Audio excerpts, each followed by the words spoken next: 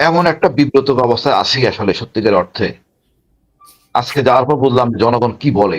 আমি অকাতকে হিসেবে বুঝে না। আমার সত্যি লজ্জা লাগতেছিল। দেখেন প্রথম থেকেই অকারের আচরণগুলি সন্দেহজনক ছিল। আমরা এটা মনে করছি ঠিক আছে। একটা সে তো আওয়ামী লীগ কর্তৃক নিয়োজিত। আত্মীয় একটু ভুল ত্রুটি হইতে পারে। বাট যখন রাষ্ট্রের দর্শনের সাথে দ্বিমত হয়ে যায়, জনগণের প্রত্যাশার সাথে যখন দ্বিমত হয়, তখন তো এটা ক্ষমা সুন্দরভাবে দেখা কায়দা নেই। দেখেন আমাদের সেনাবাহিনীর প্রধান সাবেক ইকবাল করিম ভূঁইয়ার সম্বন্ধে অনেকের অনেক কিছু থাকতে পারে। আমার কাছে সেটা আমি উনাকে অন্যভাবে দেখি। আমি উনাকে অন্যভাবে সেভাবেই বলি। উনি একটা সুন্দর একটা ফেসবুকে একটা স্ট্যাটাস দিচ্ছেন। পরিষ্কার করে যে জিনিসটা আমাদের চাওয়া পাওয়া তাই বলছেন। তো কিছু অফিসারের জন্য তো সেনাবাহিনী ধ্বংস হইতে পারে না। আমি ইলিয়াস ভাই আপনাকে বলি, যে যেইভাবে বলুক, অকার চাচ্ছে তার নিজের গুম খুনে জড়িত অফিসাররা উনি নিজে বিচার করবেন। আমার কথা হলো সেনাবাহিনী কিসের ক্ষমতা আছে? অবশ্যই নাই। এই গুমের যে আইনটা সেটা ব্রিটিশ আমলের আইন।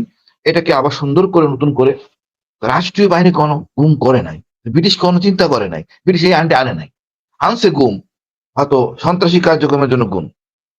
তার দণ্ড ছিল ৭ বছর। কিন্তু সেনাবাহিনী না, এই সশস্ত্র বাহিনী বা শৃঙ্খলা বাহিনী, সরকারি বাহিনী গুম করে, এটা তো আসলে ব্রিটিশদের ভাবেও নাই। যাই হোক, এখন সুন্দর একটা আইন হয়েছে। এখানে যেন অকারের আপত্তি আছে। এখন সে আপত্তি থাকতে পারে। আমার কথা হলো আপনারাই তো হাসিনাকে ফ্যাসিস্ট বানাইছেন। এই সেনাপ্রধান যারা ছিলেন, মানে মেরুদণ্ডহীন সেনাবাহিনীর সেনাপ্রধান, মূলত ডিজিএফআই, এনএসআই, এরা কি অন্য বাহিনীর লোক ছিল? সেনাবাহিনীর। যে যেভাবে ইনে মিনে গুলো কোনো কায়দা নাই। সেনাবাহিনীর প্রশ্রয়ে এই হাসিনা ফ্যাসিস্ট হয়েছে। এখন দেখেন এরপরে যে ৪ নম্বর কেউ থাকে, সেটা হলো গিয়া আপনার IGP prison, Dhaka DMP commission. এই ৫ জনই মূলত হাসিনাকে ফ্যাসিস্ট বানাইছে। এটা তো এই ফ্যাসিস্টের কোনো স্কোপ ছিল না। আপনারা তো কেউ বাধা দেন নাই তাকে। তাও আমি বাদ দিলাম। যখন আমি ২২ সালে আয়না করার কথা বললাম, ডিজিএফ এর ভিতরে আছেন জেনারেল ওয়াকার, সেনাবাহিনীর জেনারেল ছিলেন না? উনি কেন প্রতিবাদ করেন নাই? এতগুলি জেনারেল সব কটার জেলে পাঠানো উচিত, দণ্ড হওয়া উচিত। কেন তারা প্রতিবাদ করে নাই? কর্নেল হাসিন বলতেছে ঘটনা সত্য না মিথ্যা যাচাই করি। কেউ কি বলছেন? কেউ তো বলেন নাই। এখন দণ্ড আপনাকে উপভোগ করতে হবে। এত অনৈতিক কর্মকাণ্ড করছেন আপনারা, ভাবতে পারেন আপনার হলে আপনি কি করতেন? আপনার বাচ্চার কষ্ট, আপনার কষ্ট, একবার চিন্তা করেন। এর চেয়েও জঘন্য কাজ আপনারা করছেন এই হাসিনাকে বাঁচায় রাখার জন্য। আপনি সেই প্রেম এখনো বজায় রাখছেন। আমি মনে করবো জেনারেল ওয়াকার সেই প্রেম ভারত প্রীতি এখনো বজায় রাখছেন। আমাদের জনগণ সেটা মানে না। আমি হাসিন মানি না, আমাদের সাথে কেউ মানবে না। বাংলাদেশি লোক এখন ভারতের আধিপত্য মুক্ত বাংলাদেশ চাই। আমাদের দেশ হবে আমাদের মতো করে। আওয়ামী প্রেম এই দেশে চলবে না। একটা ঘটনা, উনি একবার এখানে যাচ্ছেন সেখানে যাচ্ছেন, ওই দেন দরবার। আরে তুমি ভাই সেনাবাহিনী প্রধান, তুমি থাকবা ক্যান্টনমেন্টে। আপনি চলে যাচ্ছেন ঢাকেশ্বরী মন্দিরে, ৩ বাহিনী নিয়ে প্রধান যাচ্ছেন ঢাকেশ্বরী মন্দিরে, জেনারেল জীবন কানাই দাসের নেতৃত্বে। এটা কি আমরা চাই নাকি আমার সেনা প্রধান ঢাকেশ্বরী মন্দিরে যাবে? এটা তো কাম্য না। কোনো মাদারা যাবেন তাও কাম্য না। আপনি রাজনীতি করতে চাচ্ছেন, আমাদের মনে আতঙ্ক জাগে এইসব বিষয়। তারপরে দেখেন একের পর এক বিতর্ক। আমাদের প্রমোশন বোর্ড নিয়ে একটা বোর্ড বানালো প্রজ্ঞাপন, সম্পূর্ণ তার সাথে বিতর্ক। উনি মানতে চাচ্ছেন এই বোর্ড। এত বড় হ্যাডাম কিভাবে থাকে? ইলিয়াস ভাই আপনার মনে আছে কিনা জানি না, বিএনপির সময় একজন আইজিপি, তাকে কিন্তু দণ্ড দিয়ে জাস্ট পানিশমেন্ট দেওয়া হয়েছিল ২০০০ টাকা। স্বপরিণতভাবে ডেকে আনা হয়েছিল। ওই ট্রাফিক সালাম দেয় নাই, তাকে কিন্তু ২০০০ টাকা ফাইনের জন্য তাকে বেরিয়ে যেতে হয়েছে। ওনারা ভুলে দেন আইন কানুন। যে কোনো বিচারপতি ডাক দেন যদি অকারকে, জেনারেল ওয়াকারকে আসেন। কিভাবে আপনার হাসিনা বাংলাদেশ থেকে চলে গেল আপনাদের সশস্ত্র বাহিনীর বিমানে করে? উত্তর দেন। কি উত্তর দিবেন? একজন জেনারেল সাথে গেছিল নামায় দিয়া, ডিজিএসএসএফ নাজমুল, হ্যাঁ, নাজমুল তাকে নামায় দিয়ে চলে আসে। মানে কত মহব্বত, প্রেম। এই প্রেম থেকে বাইরে তো সময় লাগবে। এখন এদেরকে দেখার সময় নাই। ১ বছরে ওনারা সংস্কার করতে পারেন নাই, মনের মধ্যে চেতনা চেঞ্জ করতে পারেন নাই। আমি অনুরোধ করবো ইলিয়াস ভাই, ওনারা সব জেনারেলরা হলি কোরআন ধরে শপথ করবেন, আমরা রাষ্ট্রের জন্য থাকবো, দেশের জন্য থাকবো না। আমরা আওয়ামী লীগকে তালাক দিলাম, ভারতকে তালাক দিলাম, আমরা দেশের জন্য নিবেদিত। এছাড়া আমি এদেরকে বিশ্বাস করি না। ডক্টর ইউনূস যদি অতি উদার হন, আপনি প্রয়োজনীয় ব্যবস্থা গ্রহণ করেন। আপনার কমান্ডের সাথে চ্যালেঞ্জ করতেছেন যেন ওয়াকার আমাদের প্রমোশন ক্ষতিগ্রস্ত প্রজ্ঞাপন নিয়ে। আপনি যে হ্যাডম থাকলে কিছু করেন না, ছেড়ে দেন ক্ষমতা, সামন উইল টেক ওভার। বাট এইভাবে তো দেশ চলতে পারে না। এখন দেখেন ভাই, এই জাতীয় পার্টি, আপনার আপনার গোয়েন্দা প্রধান কথা বলছে। আজকে শাহবাগে ছিলাম, ইলিয়াস ভাই আমার লজ্জা, আমার মাথা হেড হয়ে গেছে। মানে আমরা কোন জায়গায় আছি? জনগণ ঘৃণা করতেছে। আপনি যদি বাড়াবাড়ি করে, আমি মনে হয় আজকে এরপরে আগুন লাগানো হলো। জাতীয় পার্টিকে পুনর্বাসন করতে হবে কেন? কিন্তু জাতীয় বেইমান পার্টি এটা। এটা জাতীয় বেইমান পার্টি। এটাকে কোনো প্রশ্রয় নেই। এর সাথে যারা আছে 14 দল সব বাতিল করতে হবে। আর যেসব জেনারেল এখন ওই ভারত প্রীতি আছেন তাদেরকে বাতিল করতে হবে। পরিষ্কার। আর এটা ফয়সালা করতে হবে ডক্টর ইউনূসের। আপনি তাদেরকে রাখবেন কি রাখবেন না, এই জেনারেল দিয়া, এই প্রীতি ভালোবাসা দিয়ে রাখা যাবে না। আপনি ইলিয়াস ভাই আপনি জানেন, এই ব্রিগেডিয়ার শাম থাকতে এই একটা ব্রিগেডিয়ার মেজর সাদেক, হ্যাঁ মেজর সাদেকের অপকর্ম, ওই তাকে তো দণ্ড দিলেন না, মেজর সাদেককে পানিশমেন্ট নিছেন বা দায়িত্বহীনতার পরিচয় দিচ্ছেন ব্রিগেডিয়ার শামস। এই একটা অফিসার দীর্ঘদিন ঢাকায়, আপনি জানেন না, এটা বললে হবে না তো। আমরা তো বলবো পার্টি টু ইট, অকারণে জড়িত না সন্দেহ আছে। একইভাবে আপনার স্টেশন কমান্ডার এই অপকর্ম করছে, এখন ডিসমিস করছে তাকে। পার্টির আপনাকে জানান না কেন? কেন ইলিয়াস ভাইকে বলতে হইলো? মানে ভাবমূর্তি কার নষ্ট হচ্ছে? আর্মির আগে অ্যাকশন নেন না কেন? কি অ্যাকশন নিচ্ছেন এই ব্রিগেডিয়ার শামসের প্রতি? আপনার ব্রিগেডিয়ার শামস দিয়ে চালাতে চান, প্লিজ আপনার এরা আমাদের চাই না। আমরা আপনার জানি আপনি খুব ভালো মানুষ, দেশপ্রেমিক ভালো মানুষ, বাট আপনার ভারত প্রেমটা ছাড়তে হবে। আমাদের অনেক সংশয়, অনেক কিছু এখন আমরা সন্দেহ জাগতেছে, জানি আমরা এই আপনাকে দিয়ে নির্বাচন আমার পক্ষে সম্ভব না। লোকজন অনেক কথাই বলে, আশ্বস্ত করে নিজেও আশ্বস্ত না 111 হবে না, কিন্তু আপনার আচরণ সন্দেহজনক। আপনি লেফটেন্যান্ট জেনারেল হাফিজ কত সিনিয়র, মানে চিন্তা করতে পারেন, উনি 4 শট, এদিকে উনি 13 লং কোর্স, 13টা লং কোর্স, তার উপরে আছে অনেক শর্ট কোর্স, এতটা কোর্স সিনিয়র, তার সাথে না পাঙ্গা নিচ্ছেন, রাষ্ট্রের সাথে পাঙ্গা নিচ্ছেন, আপনার শক্তি কি? আমি এটা পরিষ্কার বলতে চাই ইলিয়াস ভাই, কয়েকজন জেনারেল ছাড়া ওকারের সাথে বা ব্রিগেডিয়ার কয়েকজন অসৎ তার সাথে আছে, জুনিয়র অফিসার নাই। এবং ভুল করবেন, আপনাকে আমরা কৃতজ্ঞতা জানাই, আপনি বিপ্লবের সাথে ছিলেন, বাট আপনি মনে করাই দেই 18 তারিখ সেনাবাহিনী ডিপ্লয় হয়েছে, এরপর তো গুলি কিন্তু 3 তারিখ পর্যন্ত চালাইছেন। এই লোকগুলি দায়বদ্ধ আপনাকে জন্য অপরাধী। কিভাবে আপনার মাথার মধ্যে আসলো হাসিনাকে রক্ষা করার জন্য আপনারা হেলিকপ্টার ব্যবহার করবেন? হোক র্যাবের হেলিকপ্টার, ওটা আপনার অধীনস্থ, এভিয়েশন আর আর্মির আন্ডারে মেজর বাকি ছিল ওখানে। কিভাবে আপনারা চিন্তা করলেন নিরীহ জনগণের গায়ে গুলি ছুড়বেন? কিভাবে চিন্তা করলেন এপিসি থেকে গুলি করা হবে? কেন আমরা 71 মাউন্টেন ব্রিগেড, 71 মেকানাইজ ব্রিগেডকে নিয়ে আসলেন যাত্রাবাড়ি এলাকায়? এই মানবতা নাই? আমরা আপনার মানবতা দেখাবো না, এখন সব ধরে টান দিব, আপনাকে কোনো ছাড় দেওয়া হবে না। আপনাকে অনেক সম্মান দেওয়া হয়েছে, বিপ্লবের অংশ হিসেবে নেওয়া হয়েছে। আমি এই কথা অনেকবার ইউনুসকে বলছি, আমাদের বিপ্লবের অংশীদার লোক সেনাবাহিনী এবং গর্বের সেনাবাহিনী, আপনার আচরণ দেখাচ্ছে যে আপনি ভারত প্রেমী এবং অশান্তি সৃষ্টি করছেন। আপনি কেন কেন আপনার এই নুরুল হক নূরকে মারতে গেলেন? কোন খুশিতে? একবার আপনি হাসনাতের সাথে অনেক আপত্তিকর কথাবার্তা বলছেন, আমরা ভুলে গেছি, ঠিক আছে হইতে পারে রিকভারি করবেন, আপনি রিকভারি করেন নাই, আপনি উদ্দেশ্য প্রণীত করতেছেন। আমি লজ্জিত। আমি মনে করি ডক্টর ইউনূসের উচিত কঠোর অবস্থানে যাওয়া। আর ইকবাল করিম স্যার যেটা বলছেন, পরিষ্কার বলছেন, সুন্দর বলছেন, একদম সেনাপ্রধান হিসেবে বলা উচিত। আমি লজ্জিত আসলে ইলিয়াস ভাই, আমাদের অনেক জেনারেল, একটা জেনারেল কথা বলে না, এই একমাত্র যেন ইকবাল করিম ভুইয়া কথা বললেন, বাকি সব ঘুমাচ্ছে। ওনারও দায়িত্ব আছে, ওনারও টকশো আসতে পারেন, কথা বলতে পারেন যে আসলে কি করণীয়, কি করানো উচিত না। ওনার দুটো হ্যালো বলতে পারেন, অকার এটা করো না, তাও করেন না। আমি ধন্যবাদ জানাই ইকবাল করিম ভুইয়াকে, উনি অন্তত পক্ষে একটা সুন্দর একটা ফেসবুক স্ট্যাটাস দিয়ে উনি ওনার অবস্থান পরিষ্কার করছেন, আমি কৃতজ্ঞ। জি কর্নেল, আমার ধন্যবাদ আপনাকে ভাই। জি কর্নেল জাকারিয়া হোসেন। মেজর জামাল হায়দার ভাই, আপনার ইয়েটা যদি একটু করেন না, এই হেড রোটা একটু জি জি জি আর একটু, জি থ্যাংক ইউ। কর্নেল জাকারিয়া ভাই, আমাদের কর্নেল হাসিনুর রহমান যিনি যেটা বলছিলেন যে তিনি লজ্জিত বিভিন্ন কারণে সেনাবাহিনী একটা জিনিস যেটা নিয়ে সরকারের সাথে আসলে সরাসরি তারা একদম বিরোধী পক্ষ হিসাবে কাজ করছে, সেটা হচ্ছে যে যারা গুম খুনের সাথে জড়িত ছিল, পিলখানা হত্যাকাণ্ডের সাথে যারা জড়িত ছিল, এই জুলাই আন্দোলনে যারা জড়িত ছিল, তাদের বিচারের ব্যাপারটা নিয়ে এই বিচার সেনাবাহিনী করতে চায়। আমরা দেখেছি যে তনু হত্যাকাণ্ড, তনুকে রেপ করেছে, তনুকে মেরে ফেলেছে, তারপরে সেই বিচারটা পর্যন্ত করতে দেয় নাই। একজন পুলিশের এএসপি তখন তাকে সেখান থেকে তিনি কেন সেটা তদন্ত করতে চান, কেন জিজ্ঞাসাবাদ, সিআইডি প্রধান বলেছেন যে জিজ্ঞাসাবাদের জন্য তাদেরকে আনা হোক। ওই সময় ওইখানকার মেজর জেনারেল এনায়েতুল্লাহ তিনি আসতে দেন নাই, এবং সেগুলো এখনো পর্যন্ত ডকুমেন্ট ইয়েতে আছে। এই যে কাজগুলো করেছে তারা তো বিচার চায় না। আপনি সব শেষ কিছু ঘটনা যদি দেখেন, আমরা কোনো বিচার দেখি না। পিলখানা হত্যাকাণ্ডের মতো ব্যাপার, সেখানে ওয়াকার বলে দিয়েছে ফুল স্টপ, তা আমরা তাহলে তাদের কাছে বিচারের দায়িত্ব দেবো কিভাবে? আপনি কি মনে করেন কিনা যে সেনাবাহিনীর এই খুনিদের বিচার করতে সক্ষম?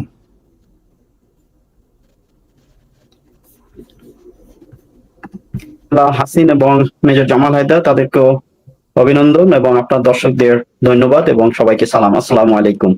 দুঃখিত আজকে যে বিষয়টা আপনি নিয়ে আসছেন, সরি আমাদের সাথে একজন আইনজীবী উপস্থিত হয়েছেন, তিনি আইনি বিষয়গুলো ব্যাখ্যা করবেন যে এই গুম খুনের বিচার কেন সেনা আইনে করা সম্ভব নয়, আমাদের সিভিল আইনে কেন এটাকে নিয়ে আসতে হবে। তো অ্যাটর্নি শেখ সেলিম আমাদের সাথে যুক্ত হয়েছেন। জি ভাই বলুন। জি স্যার। জি, আমি যেটা বলছিলাম সেটা হচ্ছে যে আজকের যে বিষয়টা রেখেছেন, এই বিষয়টা ব্যাপারে কিন্তু আমরা আসলে কেউই এখানে যারা আছে, কর্নেল হাসিন, মেজর জামাল হায়দার এবং আমি বিশ্বাস করি আমরা কেউই এরকম একটি বিষয়ে আমরা কিন্তু নিজেরা কোনো ভালো ফিল করছি না। এটা আমাদের কাছে খুবই আনএক্সপেক্টেড। আমরা 5ই আগস্টে সেনাবাহিনীর ভূমিকা, আমরা যে সম্মান পেয়েছিলাম জনগণের থেকে, এবং আমরা যে সম্মানটা আমরা গত ফেসিস্ট সরকারের 15 বছরের সেনাবাহিনীর বিভিন্ন কর্মকাণ্ডের, সেনাবাহিনীর কিছু ব্যক্তি বিশেষের কর্মকাণ্ডে যেটা আমরা হারিয়ে ফেলেছিলাম, 5ই আগস্টে সেটা আমরা ফিরে পাই। এবং তারপরে কিন্তু এটা একটা এক্সপেক্টেড ছিল আমাদের সবার কাছে, এবং আমাদের মাননীয় সেনাবাহিনী প্রধান জেনারেল ওয়াকার, উনি কিন্তু 5ই আগস্টের পরপরই 5ই আগস্টই উনি বলেছেন এবং পরেও বলেছেন যে আমি দায়িত্ব নিলাম, আপনারা আমাকে আমার উপর নির্ভর করতে পারেন, ভরসা করতে পারেন, আমি দায়িত্ব নিলাম, আপনাদের নিরাপত্তার দায়িত্ব নিলাম পুরো বাংলাদেশের। এই বক্তব্য উনি দিয়েছিলেন। তখন কিন্তু আমরা অত্যন্ত গর্ব ফিল করেছিলাম নিজেদেরকে যে না, আমরা ইনশাআল্লাহ এখন থেকে অতীতে যা ঘটেছে, ফেসিস্ট সরকার যেটা করেছে সেটা ইটস ওভার। এখন আমরা একটি নতুন দিগন্তে যাব এবং নতুন একটা আমাদের যে স্বপ্নগুলো, যে স্বপ্ন নিয়ে এই ছাত্ররা রক্ত দিয়েছে, জনগণ রক্ত দিয়েছে, সেটার একটা আমরা পূর্ণতা পাবো, এই আশা নিয়ে কিন্তু স্টার্ট হয়েছিল। কিন্তু তারপরে যখন আপনি দেখেছেন যে রাওয়াতে এসে যখন মাননীয় সেনা প্রধান যখন বলেছিলেন যে ফুল স্টাফ বিডিআর কার্নেজের বিষয়ে ফুল স্টাফ বলেছেন, আমি ওই প্রোগ্রামে ছিলাম, তখনই কিন্তু আমি এটাকে অত্যন্ত আমার কাছে খুবই সারপ্রাইজিং মনে হয়েছে যে এটা কিভাবে মাননীয় সেনা প্রধান এটা বলতে পারেন। তো তারপরে দেখেন তারপরে যে কর্মকাণ্ডগুলো বেরিয়ে আসছে, কেউ কেউ অনেকে বলছে যে আমাদের রিটায়ার্ড কিছু অফিসার আমরা বিভিন্ন সেমিনার করে আমরা সেনাবাহিনী, সশস্ত্র বাহিনী সংস্কার চাচ্ছি, বিভিন্ন ধরনের কথাবার্তা বলছি, এবং সেই সুযোগে অনেক বেসামরিক ব্যক্তিবর্গ তারা এসে এখানে বিভিন্ন কথাবার্তা বলছে, সেনাবাহিনীকে হেয় করছে এবং সেনাবাহিনীর মর্যাদাকে তারা ক্ষুণ্ণ করছে। কিন্তু আপনি দেখেন, আপনার সাথে তো আমি এর আগে একটা অনুষ্ঠান করেছি, এছাড়া বিভিন্ন সেমিনারে আমি বক্তব্য রেখেছি, কথা বলেছি, আলোচনা করেছি, কিন্তু কোথাও কিন্তু আমরা আমাদের যে ইনস্টিটিউশন যেখানে আমরা কর্মরত ছিলাম, জীবনের শ্রেষ্ঠ সময়টা ব্যয় করেছি, সেটা কিন্তু আমাদের একটা আবেগের জায়গা, একটা ভালোবাসার জায়গা। আমরা ওখান থেকে কর্মজীবন শেষ করে রিটায়ারমেন্টে আসছি, তার মানে এটা নয় যে সেনাবাহিনী থেকে আমার বিচ্ছিন্নতা শুরু হয়ে গেছে, তা নয়। এখন যদি কোথাও ওয়ার ডিক্লার হয়, আমরা কিন্তু রিজার্ভিস্ট হিসেবে আমরা যে কিন্তু যুদ্ধ করব, এই সেনাবাহিনী প্রধানের নেতৃত্বে, এই সেনাবাহিনীর কমান্ডের থেকেই যুদ্ধ করব। কাজে আমি বলছি যে সেনাবাহিনী প্রধান, আমি সার্ভিসে থাকি অথবা রিটায়ারমেন্টে আসি, সে কিন্তু সেনাবাহিনী প্রধান। কাজে আমি যেটা বলতে চাচ্ছি, সেনাবাহিনী প্রধানকে নিয়ে যদি কেউ বাহিরে কোনো কথাবার্তা হয়, তাকে নিয়ে যদি মানুষ ক্রিটিসাইজ করে, তার বক্তব্যকে নিয়ে মানুষ করে, এখন তো ট্রোল করে, তাহলে সেটা কিন্তু আমাদের খুবই আমাদের হৃদয়ে লাগে, আমরা কিন্তু সেটা ভালোভাবে নিতে পারি না। কিন্তু আমাদের বক্তব্যের কারণে কিন্তু ডিফেম হচ্ছে না সেনাবাহিনী প্রধান যিনি, তার কর্মকাণ্ড এবং তার বক্তব্যের মাধ্যমে কিন্তু সেনাবাহিনী ডিফেম, 1 বছরে অনেকটা তার যে গৌরব, তার যে সেনাবাহিনীর যে ভাবমূর্তি জনগণের কাছে, সেটা কিন্তু অনেকটা এখন আবার সেই ফেসিস্ট সরকারের সময় যে তলানিতে গিয়েছিল, সেই তলানির দিকে যাচ্ছে। অনেকগুলোই ব্যাপার আসছে, যেটা আমি যেটা বলবো যে রাওয়াতে যেদিন বলেছেন যে ফুল স্টাফ, সেদিন থেকে এটা শুরু হয়েছে, এবং পরবর্তীতে আপনি দেখেন মেজর সাদেকের ইস্যু, এটা কিভাবে আমরা কিন্তু অবাক হয়ে মানে এতটা অবাক হয়েছি যে এটা কিভাবে সম্ভব। সেনাবাহিনীতে কখনো এরকম ঘটনা ঘটেনি যে একটা অফিসারের সেটা জানবে না, সেনাবাহিনী জানবে না, এটা হতে পারে না। আমাকে শোনা যাচ্ছে?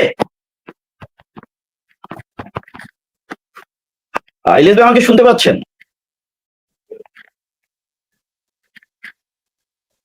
শোনা যাচ্ছে, শোনা যাচ্ছে, শোনা যাচ্ছে। হ্যালো, জাকারিয়া শুনতে পাচ্ছ?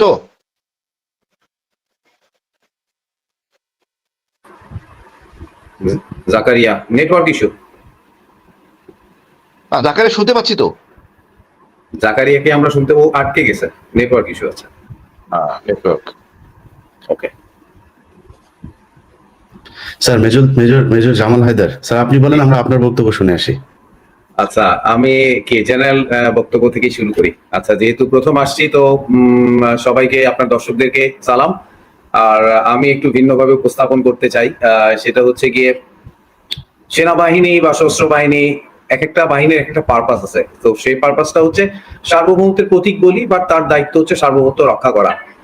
গত 15 বছরে সার্বভৌমত্ব তারা রক্ষা করেছে, সেই কথাটা তারা কি বলতে পারবে? পারবে না। আর আরেকটা জিনিস হচ্ছে, এই যে একটা পরিবর্তন হলো, একটা আপরাইজ হলো, সেখানে অনেকগুলো ন্যারেটিভ বলা যায়। ফ্যাসিস্টের পলায়ন বলতে পারেন, আপনি বলতে পারেন যে গণতন্ত্র হত্যাকারীর পলায়ন, আপনি বলতে পারেন যে বাংলাদেশের লুটপাটকারীর পলায়ন, কিন্তু আসলে সব কিছুর গোড়া কিন্তু সার্বভৌমত্ব হননকারীর পলায়ন। মানে বা সার্বভৌমত্বের পক্ষের শক্তির বিজয় হয়েছিল 5 তারিখে। সেটা হচ্ছে নাম্বার 1 ন্যারেটিভ। সেটা যদি আপনি যদি সঠিক থাকেন, এই জায়গাটাতে যদি সঠিক থাকেন, আপনার সবগুলো অঙ্ক মিলে যাবে।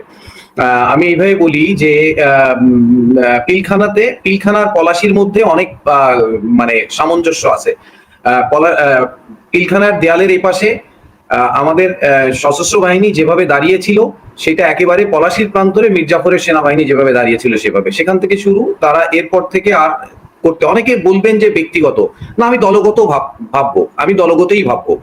নেতৃত্ব দলটাকে পরিচালিত করেছে, ভিতরের মানুষ, ছোটখাটো মানুষগুলো বা যারা ফলো করেন তাদের কি হয়েছিল জানি না, কিন্তু যারা নেতৃত্বে ছিলেন তারা বাহিনীটাকে ওইভাবে পরিচালিত করেছিলেন। আমাদের বাহিনীর সবচেয়ে বা পৃথিবীর আর সব বাহিনী থেকে একেবারে আলাদা গৌরবের একটা জায়গা আছে। সেইটা হচ্ছে যখন রাজনীতিবিদরা 1971 সালে সংকটের মুহূর্তে পালিয়ে গিয়েছিল, সুটকেস গুছিয়ে ওই পারে ধরা দিয়েছিল, তখন বাহিনীর তরুণ অফিসাররা, সৈনিকরা, তারা বিদ্রোহ করেছিল। কারো কাছ থেকে কোনো আশা ভরসার জায়গা সেখানে ছিল না। তারা চিন্তা করেছিল যে আমরা এই পরাক্রমশালী পাকিস্তান বাহিনীর বিরুদ্ধে বিদ্রোহ করব, এবং দেশের দায়িত্ব তারা নিয়েছিল। খেয়াল করবেন, এটা একটা বিশাল বিশাল গৌরবের জায়গা। কিন্তু অত্যন্ত দুঃখের বিষয় যে ঠিক 25-26 তারিখ পিলখানার সেই ঘটনার পর থেকে 2009 থেকে অ্যাবসলুটলি বাহিনীটা পলাশির প্রান্তরে দাঁড়িয়েছিল।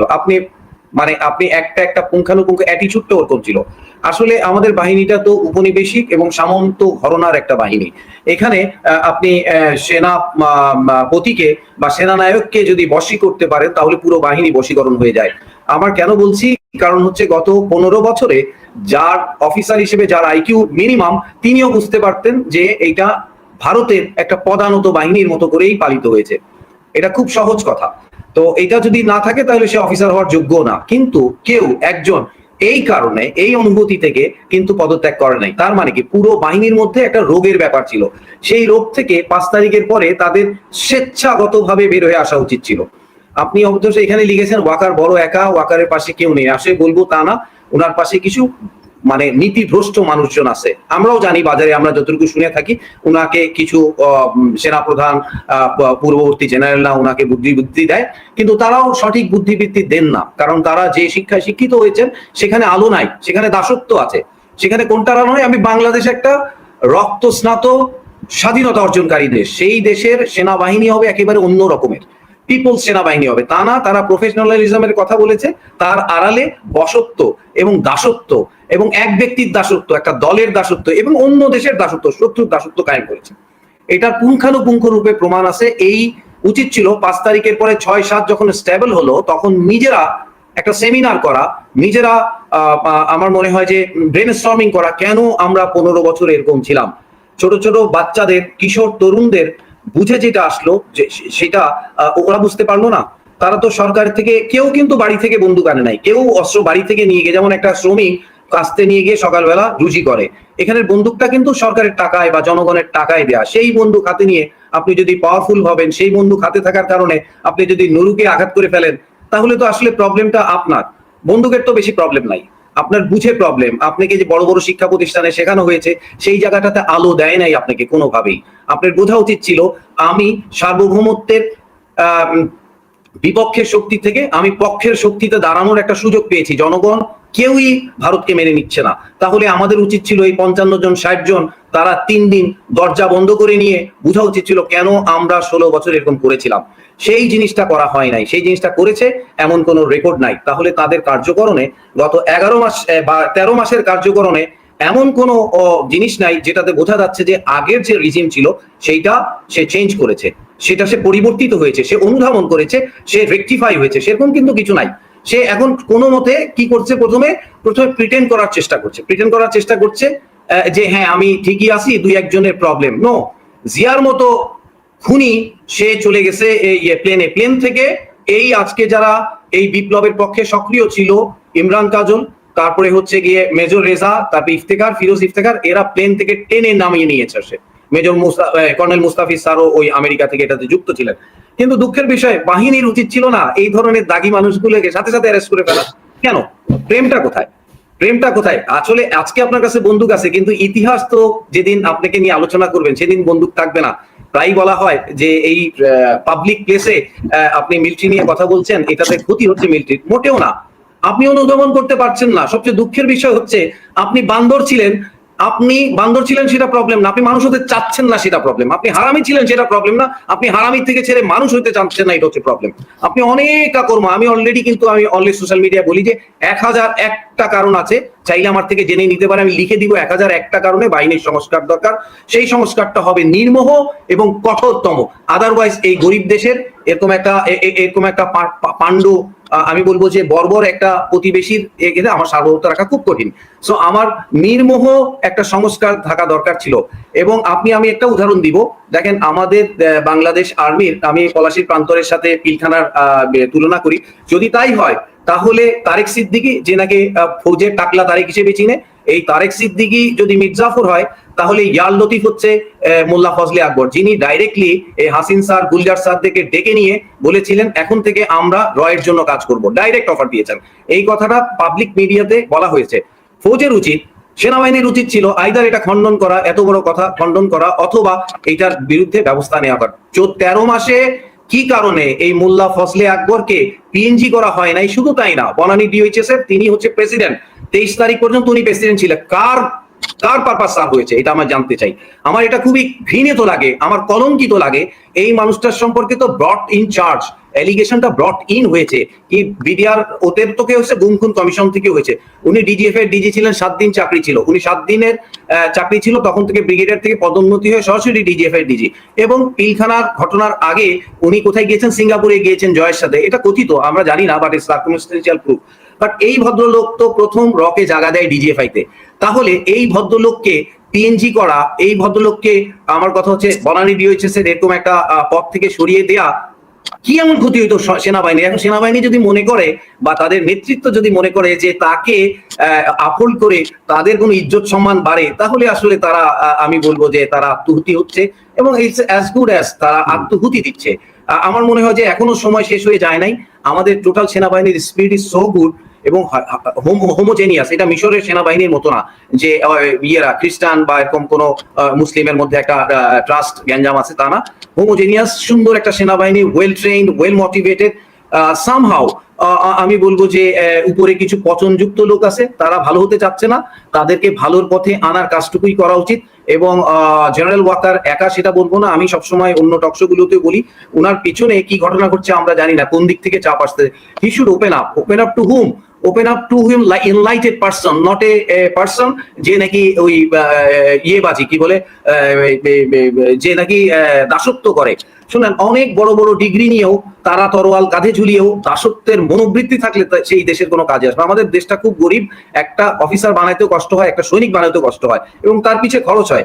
প্রত্যেকটা সেনাবাহিনীর সদস্য বা কালকে থেকে 2 দিন না মানে ভাবা উচিত যে আমি কোথা থেকে টাকাটা আসে। আমি সবসময় 14 বছর ভেবেছি, 15 বছর ভেবেছি যে সৈনিকরা কি কখনো ভাবে টাকাটা তো শেখ হাসিনা দেয় না, ফৌজ কি কখনো ভাবে টাকাটা তো ভারত দেয় না, বাংলাদেশের জনগণ দেয়, তাহলে কেন ভারতের দাসত্ব আমাকে করতে হবে?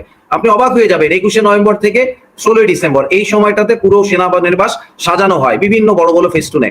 অবাক হয়ে যাবেন 21 সালে এই শফিউদ্দিন যখন সেনাপ্রধান হন, উনি জাহাঙ্গীর গেট থেকে একেবারে সিগন্যাল গেট পর্যন্ত 200 ফেস্টুন লাগিয়েছিল। প্রত্যেকটাতে আমাদের উচিত ছিল কিসে সেল করা, বাংলাদেশের মানুষের বীরত্ব গাথাকে সেল করা। উনি ওখানে 30টা ছবি লাগিয়েছিলেন শুধু ওই সাইনিং সেরিমনি। তার মানে ইন্ডিয়া চাইতো বাংলাদেশের মুক্তিযুদ্ধ মানেই সাইনিং সেরিমনি, এইটাকে ব্র্যান্ডিং করা, এটাকে প্রমোট করা। আর আমাদের ওই সাহেব যাদেরকে আমরা অনেক পেলে পুষে অনেক সুযোগ সুবিধা দিয়ে পালতাম, তারা নেতৃত্ব দেখাইতো যে না ওইটা। তাইলে মানে আপনি কিভাবে বলবেন এরা মির্জাফরের চেয়েও খারাপ? এরা বিষ খেত আসলে। আমি খুব দুঃখের সাথে এটা হজম করতে হইতো।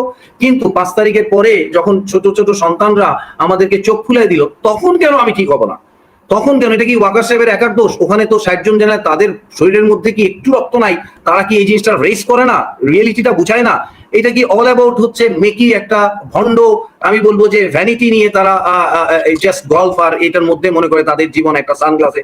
নো, আপনার কমিটমেন্ট থাকতে হবে বাংলাদেশকে সাফ করার জন্য। এনিওয়ে, আর কথা হচ্ছে কি, আমি কেন আয়নাঘর ভাঙতে যাব? তাইলে তো বুঝাই যাবে যে আমি আয়নাঘরকে ওন করছি, আমি আয়নাঘরকে আপহোল্ড করছি। আল্লাহর ওয়াস্তে এইটা সৌবুদ্ধির উদয় হোক। সবাই নিশ্চয়ই নামাজ পড়েন, বাট নামাজে হেদায়েতটা কোথায় হয় সেটাই তো বুঝি না। সে তো প্রতিবাদ হইতে হবে। দেখেন কবে এই মূর্তিমাত্রা যা ছিল, যেটার কারণে মুজিববাদকে, বাকশালিজমকে সেনাবাহিনীতে প্রতিষ্ঠিত করার চেষ্টা করা হয়েছিল, সেইটা জানুয়ারি মাস পর্যন্ত, মানে এই বছরের জানুয়ারি মাস পর্যন্ত যতক্ষণ 32 নম্বর ভাঙা হয় নাই, ততক্ষণ কিন্তু ভাঙা হয় নাই। এটা কিন্তু লজ্জার কথা। আপনি কিন্তু মানে আপনার কাজে কর্মে তো বুঝতে হবে যে আপনি লাইনে আছেন, না হইলে তো আসলে আপনি করবেন হচ্ছে অকাজ, আমি ভাবতে হবে ভালো কাজ, এটা তো হবে না। This has to be very clear. Farooq ওই যে সেটার খেসারত তো দিয়েছে এই নুরুল হক নুরু, আমাদের 32 নম্বর ভাঙার বিরোধিতা করেছিল, তার সে প্রিয় সেনাবাহিনী তারপরে সেখানে ঠেকাতে গিয়েছিল, সেই সেনাবাহিনী তাকে কাদা নিয়ে গিয়েছে সাপের মতো। আপনি যদি দেখেন ওই সৈনিকটা সাপকে যেমন খোঁচায় মারে, 2টা খোঁচা মারলো, একদম মনে হলো যে এই হাড্ডিটা ভেঙে গেল। তো এইটা কেন ও আস্কারা পাবে? কেন ওই ফিল্ড কমান্ডার, তার সিও এগুলোকে এখনো ব্রট ইন চার্জ করা হয় নাই? তার মানে কেউ ব্যাকআপ দিচ্ছে। তো এই ব্যাকআপ দেওয়া তো বন্ধ করতে হবে, এট এনি কস্ট বন্ধ করতে হবে। আমাকে দিন শেষে আমাকে সঠিক সিস্টেমে ফিরতেই হবে। দেখেন এই কষ্ট করে এদেরকে রুটি রুজি পালা হয়, এবং এরা প্রথমে শুকর করা উচিত যে মানে আমার সোর্স অফ সিস্টেমটা কোথায়, কে আমাকে খাওয়াচ্ছে, কে আমাকে করছে, এই শুকরিয়া তার প্রতি অনুগত থাকা উচিত বলে আমি মনে করি। Thank you. জাকারিয়া ভাই শেষ করে দিবেন নাকি? যে আমি মাঝখানে আটকে গিয়েছিলেন, তাহলে আপনার বক্তব্য ইন্টারাপ্টেড ছিল। অ্যাটর্নি শেখ সেলিমের কাছে যাব। জি জি, আমি বলতে চাচ্ছিলাম যে সেনাবাহিনীর যে এখন যে মর্যাদাটা ক্ষুণ্ণ হচ্ছে, সেনাবাহিনী সম্পর্কে যে জনগণ যে প্রত্যাশা ছিল সেখান থেকে যে সেনাবাহিনী অনেক দূরে সরে গেছে, এই জন্য কিন্তু সেনাবাহিনী বর্তমান কমান্ড চ্যানেলই দায়ী। এটা অন্য কাউকে দায় দিলে সেটা অযৌক্তিক হবে। আপনি দেখেন যে ব্রিগেডিয়ার আশা নামে একজন অফিসার, যে তার যে স্ক্যান্ডাল যেটা বের হয়েছে, এটা তো কোনোভাবে আনএক্সপেক্টেড। মেজর সাদেকের ব্যাপারটা আমি বলছিলাম, এটা হতেই পারে না। 5-6 মাস ধরে একটা অফিসার তার ইউনিটে নাই, যেখানে ইউনিট ডিপ্লয় সারা দেশে সেনাবাহিনী মোতায়েন, এই অবস্থায় একটা প্রত্যেকটা অফিসারের কিন্তু সেকেন্ড মিনিট খোঁজ সবাই জানে যে কোথায় আছে, সেখানে এটা আনএক্সপেক্টেড। তারপরে আপনি দেখেন যেটা কর্নেল হাসিন বলেছেন, ডাকেশ্বরী মন্দিরে আমরা তো 54 বছরে দেখি নাই 3 বাহিনী প্রধান মিলে ওখানে যান। সেটা এই বিপ্লবের পরে করতে হবে কেন? What the message you want to give to the nation? তারপরে ব্রিগেডিয়ার হাসান নাসির যে বিপ্লবের পক্ষে ছিলেন, তাকে পিএনজি করছেন, তাকে পিএনজি করে দিলেন। কই যারা ক্রিমিনাল ছিল, যেসব অফিসাররা অন্যায় করেছে, যাদের হাতে রক্তের দাগ আছে, কই তাদের কাউকে তো পিএনজি করেন নাই, যেটা আমার কোর্সমেট মেজর জামাল হায়দারকে একটু আগে বলেছে। তারপরে দেখেন আর্মি যখন ডিপ্লয়েড থাকে, আমরা তো এই যে আমাদের যে এখন সেনাবাহিনী প্রধান, উনি যখন সিনিয়র মেজর, আমি কিন্তু মেজর আর্মিতে, তখন আমরা তো তাকে মেজর অবস্থায় দেখেছি।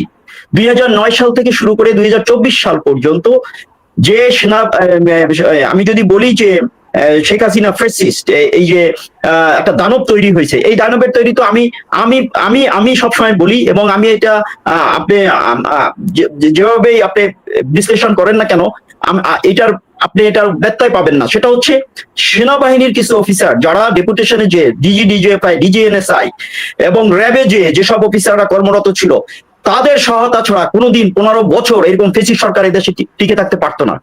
একমাত্র দায়ী হচ্ছে এই সেনাবাহিনীর কিছু অফিসার যারা সার্ভ করেছে, যারা যোগ্যতা নাই, যারা এই করে সেবা করে বা রয়্যাল নিয়ে সহানুভূতি নিয়ে তাদেরকে র্যাঙ্ক পেতে হবে, তাদেরকে মেজর জেনারেল হইতে হবে, লেফটেন্যান্ট জেনারেল হইতে হবে।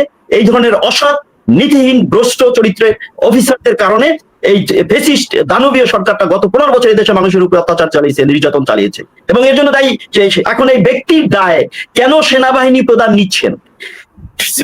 5ই আগস্টে আমরা যারা বিপ্লবের সঙ্গে ছিলাম, বিপ্লবের পরে কিন্তু আমরা এই কথাটাই বলে আসছি যে সশস্ত্র বাহিনী সংস্কার হতে হবে। কেন হতে হবে? আমরা তো দেখেছি এই সশস্ত্র বাহিনী কিছু অফিসারের কারণে দানবীয় সরকারটা এই দেশে এরকম ফেসিজম কামি করতে পেরেছিল। কাজে আমরা এই সংস্কার চেয়েছিলাম, এবং আমরা সবসময় বলে আসছি যে ব্যক্তির দায় কখনো কোনো বাহিনীর নেওয়া অথবা কোনো প্রতিষ্ঠানের নেওয়া ঠিক নয়। কারণ এই যে দেখেন, একজন অফিসার যখন ইউনিফর্ম পরা থাকে, এই ইউনিফর্মটা হারাতে কিন্তু কয়েক সেকেন্ডের ব্যাপার। একটা সিগনেচার হয়ে উপর থেকে একটা সিগনেচার হতে লাগে কিন্তু ফ্র্যাকশন অফ সেকেন্ড, এবং সেটা অর্ডারটা শুনতে লাগে আরো 1-2 মিনিট হয়তো, কিন্তু সাথে সাথে কিন্তু তার ইউনিফর্ম ছেড়ে এই সিভিল বেশে চলে আসতে হবে। এটা সবাই, এটাই নিয়ম, এটাই প্রকৃতির নিয়মটা হচ্ছে এইটাই। কাজেই এখানে অন্যের দায় নিয়ে নিজে হিরো হওয়ার কিছু নাই এখানে। আমরা এই বিষয়টা সবসময় বলে আসছি, এবং আমি ধন্যবাদ জানাচ্ছি প্রাক্তন সেনাপ্রধান জেনারেল আইকিবি কে। উনি যে পোস্টটা দিয়েছেন এর প্রতিটা শব্দ, প্রতিটা সেন্টেন্স, দাড়ি কলম, দাড়ি কমা, এভরিথিং ইজ অ্যাবসলিউটলি কারেক্ট। আমরা এইটাই চেয়েছিলাম যে সেনাবাহিনীর ভাবমূর্তি যারা নষ্ট করেছে, যেসব ব্যক্তি বিশেষের যেসব দুষ্ট অফিসার, তাদেরকে আইনের হাতে নিয়ে আসা হোক, তাদের সঠিক বিচার হোক। এখন সেনাবাহিনী এই বিচারটা সেনাবাহিনীর সিস্টেমে কেন করতে পারবে না? কারণ এই অফিসাররা কিন্তু সেনাবাহিনীর ভিতরে থেকে কিন্তু তারা অন্যায়টা করেনি। তারা কিন্তু সেনাবাহিনীর ভিতর থেকে ডেপুটেশনে এসে ডিজিএফআই তে যে, র্যাবে যে, এনএসআই তে যে তারা কিন্তু এই অন্যায় কাজগুলো করেছে। কাজেই তাদের বিচারটা কিন্তু সিভিল কোর্টেই হতে হবে, এবং সেটাই হচ্ছে পারফেক্ট। এবং এখন যদি সেনাবাহিনী যদি সহায়তা না করে, যদি ফুল সাপোর্ট যদি প্রসিকিউশন টিমকে না দেয়, আইসিটি ট্রাইব্যুনালকে না দেয়, তাহলে কি হবে জানেন? তাহলে অনেক সময় অনেক ক্রিমিনাল যারা বেশি অপরাধী তারা কিন্তু পার পেয়ে যেতে পারে, আর যারা কম অপরাধী তারা কিন্তু মানে অনেক বড় দণ্ড পেয়ে যেতে পারে। কাজে আমি বলবো যে এখানে এই ব্যক্তির দায় না নিয়ে সেনা বাহিনীর কমান্ডকে এটা বুঝতে হবে যে এই ব্যক্তির দায় আমাদের আর নেওয়ার কোনো যুক্তিযুক্ত কারণ নাই। আমরা ফুললি সাপোর্ট করি, এবং ফুল সাপোর্ট দিলে কি হবে, যারা আসলে কোনো যে অন্যায় করেনি, যে তেমন অন্যায়ের সাথে জড়িত ছিল না, তারা যাতে অজানার কারণে বা কোনো সিস্টেমের কারণে, ফুল সাপোর্ট না করার কারণে তারা কিন্তু শাস্তি যাতে না পায়। তো ফুল সাপোর্টটা দিলে শাস্তি, আমরা কিন্তু জানি, আমরা যারা এই যে আমরা তো 2 বছর হলো আমি রিটায়ারমেন্টে আসছি, আমরা তো দেখেছি নিজের চোখের সামনে এই সব ঘটনাগুলো ঘটেছে। তো আমরা জানি কোন কোন অফিসার এই সব গুম খুনের সাথে জড়িত ছিল, আয়নাগরের সাথে জড়িত ছিল, কারা র্যাবে যে খুন করেছে, এবং সেই সব অফিসাররা কিন্তু এখন ঘুরে বেড়াচ্ছে। আমরা কিন্তু জানি তাদেরকে কিন্তু প্রসিকিউশন টিম এখন পর্যন্ত তাদেরকে কল করেনি। এখন কল করবে কিনা, হয়তো তারা লিস্টে আছে, হয়তো তো পরবর্তীতে ডাকবে। কিন্তু এটা একটা বিগ কোশ্চেন, কিন্তু সার্ভিংদের মধ্যেও বিগ কোশ্চেন যে এরা তো বিগ ক্রিমিনাল ছিল, কিন্তু এই ক্রিমিনালদেরকে তো কোর্ট এখনো সমন জারি করেনি, এখনো ওয়ারেন্ট জারি করেনি। তো এটা কিন্তু একটা অলরেডি শুরু হয়েছে এই ধরনের চিন্তা ভাবনা। তো আমি বলবো যে সেনাবাহিনীকে ফুল সাপোর্ট করা উচিত, কোর্টকে, আইসিটি কে, এবং ব্যক্তির দায় কখনো প্রতিষ্ঠানের অথবা কোনো ব্যক্তির, সে প্রতিষ্ঠানের প্রধান হতে পারে, কিন্তু তাকে এই দায় নেওয়া ঠিক হবে না। জি স্যার, ধন্যবাদ স্যার। আমরা আইনি বিষয়গুলো ব্যাখ্যা করার জন্য অ্যাটর্নি জনাব শেখ সেলিম তিনিও আমাদের সাথে উপস্থিত আছেন। আমি আগের বক্তব্যে যেটা বলেছি যে আমাদের মূল সমস্যাটা হচ্ছে এখন বিচার। আপনার বক্তব্য, আপনাদের সবার বক্তব্যে একটাই জিনিস ফুটে উঠেছে, সেটা হচ্ছে যারা ক্রিমিনাল, সেনাবাহিনী একটা অর্গানাইজেশন, এবং এই সেনাবাহিনীতে অসংখ্য দেশপ্রেমিক। আমি সেদিন একজন বলছিলেন যে 99.9% হচ্ছে এখানে দেশপ্রেমিক, এবং 0.1% হচ্ছে, কিন্তু সেই 0.1% হচ্ছে একদম মাথায় আছেন, যে কারণে আজকে কলুষিত হচ্ছে। সেই মাথাটাকে কেটে ফেলতে হবে, সেই মাথায় নতুন করে মাথা বসাতে হবে, যে মাথাগুলো আসলে রাইট ডিরেকশনে হাঁটে। জনাব অ্যাটর্নি শেখ সেলিম, আপনার কাছে আমাদের প্রশ্ন হচ্ছে যে যেই বিচারের কথা বলা হচ্ছে, গুম খুনের, এই বিচার সেনা আইনে কি করা সম্ভব কিনা? আমাদের যেই সিভিলিয়ান কিল হয়েছে এই দেশে সেনাবাহিনীর হাতে, সেই বিচার কিভাবে সেনাবাহিনী করবে? থ্যাংক ইউ ইলিয়াস ভাই, এবং thank you distinguished panel here. আপনাদের অনেক কথাই শুনলাম। এইটা সেনা আইনে, আমি মনে হয় সেনা আইনে 1950 আর্মি অ্যাক্টে হ্যাজ আই রেড ইট, তাতে মনে হয় না যে অ্যাডিকুয়েট সাপোর্ট আছে এখানে। আপনি যদি দেখেন, তার কারণে এখানে সিভিলিয়ান হতে হবে। একটা ওয়াইড স্প্রেড কনস্পিরেসি ছিল, দেশি বিদেশি, এবং গোয়েন্দা সংস্থার ইনভলভমেন্ট ছিল, আর্মির ছিল, র্যাব, বিডিআর, পুলিশ, সবাই গুমের সাথে জড়িত। সেদিন দেখলাম এক মেজর ভদ্রলোক এক টক শোতে আলাপ করছে, কিনা এক টক শোতে আলাপ করছে, উনি বলতে যে সেনা আইনে এটা একটা, সেনা প্রধানের এটা একটা চক্রান্ত। উনি চিফ জাস্টিসের কাছে যাচ্ছে, স্যার আমরা বিচারটা করি। অলরেডি উনি পক্ষপাত দোষে পক্ষপাত দোষে ওনাকে দোষারোপ করা হচ্ছে। তার কারণ উনি অনেক অফিসারকে পালাই দিতে দিচ্ছেন। ইভেন আইসিটি থেকে ওয়ারেন্ট ইস্যু হওয়ার পরেও সেনাবাহিনী ক্যান্টনমেন্ট থেকে অফিসার গুলো কিভাবে পালাই যায়, সে দায়িত্ব তো সেনাপ্রধানের। তো উনি তো পক্ষপাত দোষে দুষ্ট। তারপরে উনি বিভিন্ন ভাষণে বলেছেন, একদম দৃঢ় কলায় বলেছেন যে সব হত্যার বিচার হবে। এ পর্যন্ত জাতি তো মনে হয় সেনাবাহিনীর পক্ষ থেকে ওনার থেকে কোনো উদ্যোগ দেখে নাই। কি হত্যার কি উদ্যোগ উনি নিলেন, ওনার এই প্রমিস বা প্রতিজ্ঞা জাতির কাছে টাইম এন্ড এগেইন করা, কি নিলেন তা তো কিছুই স্পষ্ট না। এখন উনি নিয়ম ভঙ্গ করে চিফ জাস্টিস কাছে মিটিং করতেছেন। যদি এই মিডিয়াতে আসছে, যদি এটা সত্য হয় যে উনি গেছেন সেনা আইনে এদের সেনাবাহিনীর কাছে বিচার করেন। আমি যতদূর জানি আমাদের অনেক ডিস্টিংগুইশ সেনা অফিসার আছেন, ওনারা ভালো বলতে পারবেন। একজন সেনা আইনে বিচার করতে হলে সেনাবাহিনীর অফিসারদের যারা কোর্ট মার্শালের জাজ হয়, ওনাদের কি এই যে complex crime, seriously complex crime, দেশি বিদেশি নেটওয়ার্ক, সেনাবাহিনী officer, evidence act, criminal procedure code এবং পেনাল কোড, এইগুলো অ্যাপ্লাই করে কি ওনাদের সেই অ্যাডিকুয়েট সাপোর্ট আছে? আমি তো মনে করি নাই সেনা অফিসারদের। আপনারা দেখে থাকবেন যে খুব ডিস্টিংগুইশ জাজেরা জাজমেন্ট দেয়, বিচার করে, আবার আপিলে যে উল্টে যায়, সুপ্রিম কোর্টের অ্যাপিলেট ডিভিশনে যে উল্টে যায়, সেনাবাহিনীর অফিসারদেরকে এইটা আছে। সে মনে করলো যে এইটা বোধহয় সেনাপ্রধানের একটা ষড়যন্ত্র, এবং সেটা হতে পারে। আমি যা মনে করি, যেমন ধরেন ডিসঅ্যাপিয়ারেন্স, ফোর্সড ডিসঅ্যাপিয়ারেন্স তো বাংলাদেশে আইনের কোনো ইয়ে নাই। ফোর্স ডিসঅ্যাপিয়ারেন্স এর নামে কোনো অপরাধ নাই। সেটা যদিও সাবসিকুয়েন্টলি অ্যাডাপ্ট করা হয়েছে, অথবা একটা অর্ডিন্যান্স ইন দ্য মেকিং, কিন্তু সেখানে প্রবলেম কনস্টিটিউশনাল প্রবলেম। আপনি পোস্ট ফ্যাক্টো ল দিয়ে আগে যে অপরাধ হয়ে গেছে প্রিডেটেড অফেন্সের বিচার করতে পারেন, এটা আনকনস্টিটিউশনাল। তার কারণ হলো অফেন্ডারের নোটিশ ছিল না এটা অপরাধ। তো সেক্ষেত্রে সেনাবাহিনী একটা যেনতেন বিচার করে, দায় সারা বিচার করে ছেড়ে দিলে আপনাদের কিছু করার নাই, কারোর কিছু করার নাই। তার কারণ সেনা আইনের সেকশন 96-এ বলা আছে, যদি সেনাবাহিনীর আদালতে কারোর বিচার হয়, সেইটা মানে পুনরায় বিচার করা যাবে না। এইটা আর পুনরায় বিচার করা যাবে না বাংলাদেশের কোন কোর্টে। therefore they will go scot free। আর একটা ব্যাপার আছে, সেনা আইনের কিছু লোকের বিচার তো সেনা আইনে আর সম্ভব না। আইসিটি যাদের ইন্ডাইট করেছে বা ওয়ারেন্ট জারি করেছে, তাদের বিচার আইসিটিতেই হইতে হবে। তার কারণ আপনি যদি এই সেনা আইনের সেকশন 94 পড়েন, এখানে কনকারেন্ট জুরিসডিকশন আছে অফেন্সের, সেনা সদরের, এই মানে সেনাবাহিনীর এবং সিভিল কোর্টের। 95-এ যে আবার বলছে যদি সিভিল কোর্ট কগনিজেন্স নিয়ে থাকে, তাইলে সেইখানেই বিচার হবে।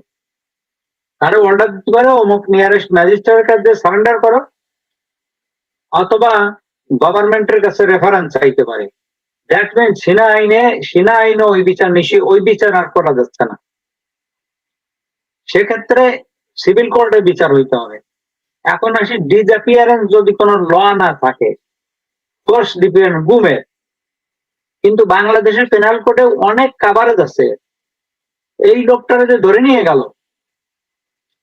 এটা কি তার মতের অনুযায়ী গেছে? No, this is an abduction and kidnapping for further crime. এখন কাউরে অ্যাবডাকশন করে যারা আর ফিরে আসে নাই তারা তো মারা গেছে। তো অ্যাবডাকশনের পরে সেটা মার্ডার যাবে। যারা কিডন্যাপ করে নিয়ে গেছে, আনলফুল ইমপ্রিজন করে আয়না ঘরে রাখছে, সেটা তো টর্চার হয়েছে, বিভিন্ন ধরনের অত্যাচার হয়েছে, আপ টু দ্য মার্ডার। এই সব বিচার ওইভাবে করা যাবে, ওইভাবে আমাদের পেনাল কোডে বলা আছে। এবং যেমন ধরেন একজনরে অ্যাডিকুয়েট পানিশমেন্টও দেওয়া যাবে, আমি সেভাবে বলছি। কাউকে যদি কাস্টডিতে মারপিট করে একদিন, তারপরের দিন করলে এই দুইটা অপরাধ হলো, তো it will be separate count, আর সেপারেট কাউন্টে ইচ কাউন্টে সেম পানিশমেন্ট দেওয়া যায়। এইটা এর কোনো জটিলতা নাই, এই ক্ষেত্রে কোনো জটিলতা নাই। কিন্তু সেনাবাহিনী যদি তাদের ডিসঅ্যাপিয়ারেন্সের জন্য আলাপ করে, তো যেমন ধরেন জেনারেল ওয়াকার সাহেবের আমলে তো শোনা যায় একটি কর্নেল ইমরান বোধহয়, যারে যে গুলি করেছিল এবং লোকজন মানিছে, তার মাত্র 3 মাস 6 মাসের ডিমোশন দেওয়া হয়েছে বা তার একটা কিছু করা হয়েছে। অত্যন্ত লঘুদণ্ড। যে মানুষ হত্যা করলো তার 3 মাসের সিনিয়রিটি কেটে দিলাম বা 6 মাসের সিনিয়রিটি কেটে দিলাম, এটা তো জোক। এর চেয়ে তো আর ইয়ে না, তো সেনাবাহিনী আপনি ট্রাস্টি পে করবেন করে এই দায়িত্ব দিয়ে। দ্য প্রবলেম হচ্ছে কি বাংলাদেশে, এক্ষেত্রে আমি জুডিশিয়ারি এবং গভর্নমেন্টের একটু মানে প্লেম করব। Government should be firm, no, বিচার হবে সিভিল আইনে এবং গভর্নমেন্ট শুড ইনস্টিটিউট চার্জেস। তো সেনাবাহিনী আইনে আর বলা যাবে না। আমাদের জাজেরা অত্যন্ত ভীরু প্রকৃতির জাজ মনে হয়, ভয় পায় সবাই। এক্ষেত্রে আমি একটা উদাহরণ দিই, তারা যদি ওয়ারেন্ট ইস্যু করে, এখন ওয়ারেন্ট দিয়ে ওয়ারেন্ট ইস্যু হইলেই সেনাবাহিনীর দায়িত্ব আছে তাদের সারেন্ডার করা কোর্টে সেনাবাহিনীর পক্ষ থেকে। সেইটা যদি না করে, এখন তো তারা সেনা প্রধানরে বা যে অফিসার আছে এই দায়িত্বে, সেনাবাহিনীর ইন্টারনাল ওয়ার্কিংটা আমি জানি না, হয়তো বা এইসব অফিসারদের এই সমস্ত ক্ষেত্রে কারো কোনো জেনারেলের দায়িত্ব আছে, অথবা সেনা প্রধানদের। ট্রাইব্যুনাল তো তারা সকাশ করতে পারে, আইসে জবাব দাও কেন ইয়ে করতে পারছো না, প্রডিউস করো কিভাবে পালাই গেল। কোনো কড়া জাজ এলে করতো, তারা স্যাংশন দিয়ে দিত, তার চাকরি চলে যেতে পারে, তারা ক্রিমিনালি চার্জ করতে পারে। কিন্তু জুডিশিয়ারির গার্ডস নাই, অত্যন্ত নতজন এবং ভীরু জুডিশিয়ারি হয়ে দাঁড়াইছে। এরা জাতির কাছে এরাও ফেল করতেছে। সেনাবাহিনী যেমন আমরা বললাম ঊর্ধ্বতন অফিসাররা সেনাবাহিনীর দেশের স্বার্থে ইউজ না করে বিদেশের স্বার্থে কতগুলো ক্রিমিনাল অর্গানাইজেশন বা ক্রিমিনালের স্বার্থে ব্যবহার করছে, হয়তোবা অবৈধ সুযোগ সুবিধা নিয়ে ব্যবহার করছে। আমাদের জুডিশিয়ারি তাদের দায়িত্ব থেকে পিছিয়ে আছে এবং আমি বলবো স্বাধীনতার পর থেকে পিছিয়ে আছে। আমি ছোট একটা উদাহরণ দেই, নিউ ইয়র্কের জর্জ প্যাটাকি যখন গভর্নর ছিলেন, তখন উনি একটু জুডিশিয়ারির বিভিন্ন ব্যাপার স্যাপার নিয়ে উনি একটু বিরক্ত ছিলেন। উনি করলেন কি, সেই সময় উনি বাজেটে জুডিশিয়ারিকে অর্থাৎ বিচার বিভাগকে কম অর্থ বরাদ্দ দিলেন। তার কাছে বিচারপতিরা সেই সময় এখানে চিফ জাস্টিস জুডিথ কে, একজন মহিলা, ফার্স্ট নিউ ইয়র্কের চিফ জাজ, মহিলা চিফ জাজ। উনি লেখলেন, 2 সপ্তাহের ভিতরে কোনো রেসপন্স আসলো না প্যাটাকির কাছে। তারপর উনি স্পিকার এবং গভর্নর লিখলেন, কোনো উত্তর না আসাতে উনি করলেন কি, শোকজ করলেন, কোর্টে হাজির হও, ব্যাখ্যা দাও, বোধ গভর্নরে এবং স্পিকারকে। কি হলো, 3-4 দিনের ভিতরে বাজেট সংশোধন করে আবার পেশ করে পাশ করে দেওয়া হলো। আমাদের হলো এই সমস্ত জাজ দরকার। আমি জানি না চিফ জাস্টিস ওনাকে কি বলেছে। চিফ জাস্টিস তো চোখটা দুটি বড় করে, চোখটা বড় করে, কি বলে, চোখের উরু সম্প্রসারিত করে, যে আইসিটি এদের ওয়ারেন্ট জারি করেছে, এরা কোথায়, কেন এরা আসলো না? আমার তো মনে হয় না সেনা প্রধানের আর কথা কি আর বলার কোনো শক্তি থাকতো। এদের প্রডিউস করেন, তারপর অন্য কিছু দেখা যাবে। আর একটা প্রশ্ন যদি উনি করতেন যে আপনারা কি ইকুইপড এই যে সিরিয়াস ক্রাইমের বিচার করা, আপনাদের সেই এক্সপার্টিস আছে? কিছুই বলতে পারতেন না সেনাবাহিনী। বলতেন যে আপনারা যেটা জাতির সাথে করা উচিত সেটা করেন, তা উনি করেন নাই। তো যারা সাম পিপুল আর অফ দ্য ওপিনিয়ন দেশে যে যেহেতু ফোর্স ডিসঅ্যাপিয়ারেন্স গুম আইন না, বাংলাদেশে যে বিচার করা যাবে না, বিচার কোনো অপরাধ হইলে বিচার করা উচিত, এবং পেনাল কোডের যে আছে সেখানে আদালতের ইনহেরেন্ট পাওয়ার আছে কোন কোন ক্ষেত্রে কোন। আমি দুইটা দেখালাম, অ্যাবডাকশন, কিডন্যাপ, তারপরে যে সাবসিকুয়েন্ট অফেন্স গুলো হয়েছে সব কিছু বিচার করা যাবে আমাদের পেনাল কোডের আন্ডারে, এবং সেইভাবেই হওয়া উচিত।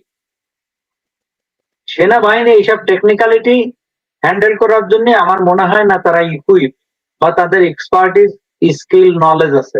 এটা সিভিল কোডেই হইতে হবে। আর একটা ব্যাপার আছে যে বিচার আমি বললাম, সে বিচারের পরে যদি জনগণের আস্থা না থাকে, রাষ্ট্রের আস্থা না থাকে, সে বিচারের তো কোনো মূল্য নাই। এই পাবলিক কারণে এই বিচার সিভিল কোর্টে হওয়া উচিত। যারা গুম হয়েছে, তারা কিডন্যাপ করেছে, অ্যাবডাকশন করেছে, তাদের আনলফুল ইমপ্রিজনমেন্ট করে বছর পর বছর আটকায় রাখছে, অত্যাচার করা হয়েছে বিভিন্ন ভাবে, এগুলো সবই অপরাধ।